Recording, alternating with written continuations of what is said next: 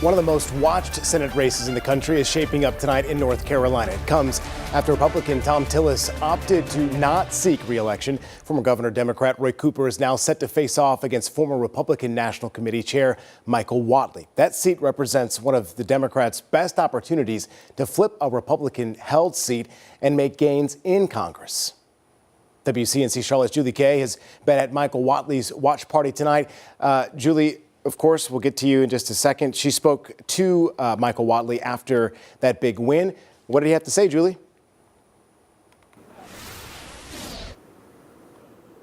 Yeah, Colin, absolutely. Michael Whatley is the official GOP nominee, and Republicans could not be more excited. We are here at Noble Smoke. This is where Michael Whatley claimed that victory in the primary just a couple hours ago. Of course, he focused his speech on securing the border, lowering taxes, and supporting President Donald Trump's agenda. Trump has been a loud supporter of Whatley, endorsing him publicly.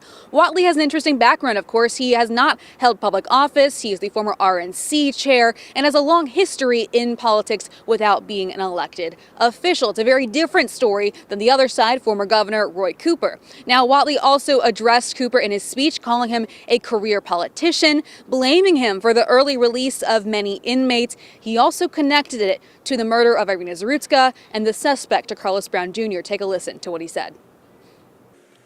And it was Roy Cooper who released more than 4,000 prisoners, including pedophiles, rapists, and murderers, back into our communities.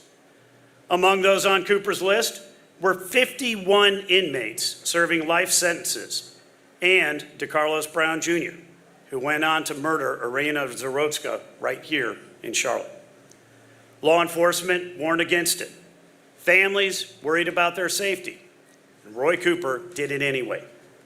Roy Cooper sided with criminals, and North Carolina communities have paid the price.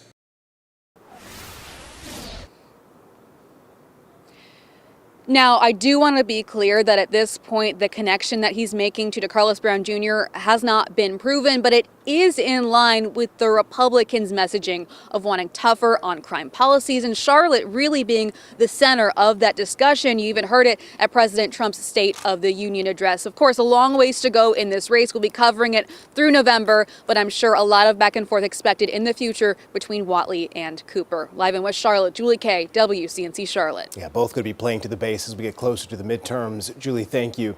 As we said, Whatley's opponent is former Governor Roy Cooper. Yeah, Cooper, much like Whatley, was the odds-on favorite for his primary, in fact, garnering at this point about 91% of the vote. Kevin Kennedy has been with the Cooper campaign tonight and just filed this report. Good evening from downtown Raleigh, the Democratic Watch Party. It was a night that ended as it was expected to. At about 8:45 this evening, former Governor Roy Cooper took the stand and accepted the Democratic nomination for U.S. Senate. He thanked his wife, his supporters, and his competitors. And then before he got into the bulk of what he had to say, he passed along condolences to the military members that were killed in the attacks in Iran. He said, look, we have a long way to go until November, but he is ready to keep fighting. He then addressed the crowd saying, do you want change? I'm for you. Do you want to toss out the D.C. insiders? I'm for you. Do you think that food and groceries are costing too much? I'm for you. He then said he wants to focus on farmers. He wants to focus on the middle class. And he wants to make sure that medical benefits are available to everybody. He said now is the time for change, that he hopes to have working families get kind of back to where they should be. He said he wants to get rid of the billionaires in D.C. that are just lining their pockets and really focus on bringing up the middle class. He said he is proud to be from North Carolina. He then talked a little bit about his terms as governor and attorney general, touting his abilities there. He said, people first. He's proud to be from North Carolina and would be honored to become the next U.S. Senator in North Carolina. Things just should not be this hard for the people who live here. It is time for a change. Now, you know, I didn't plan to go to Washington. All of my public service has been here in North Carolina because this is where I wanted to serve, right here at home. But these are not ordinary times. 8 months until November, 8 months to campaign. Roy Cooper hopes that campaign will end with him becoming the first Democratic senator from North Carolina in more than a decade. Kevin Kennedy, WCNC News.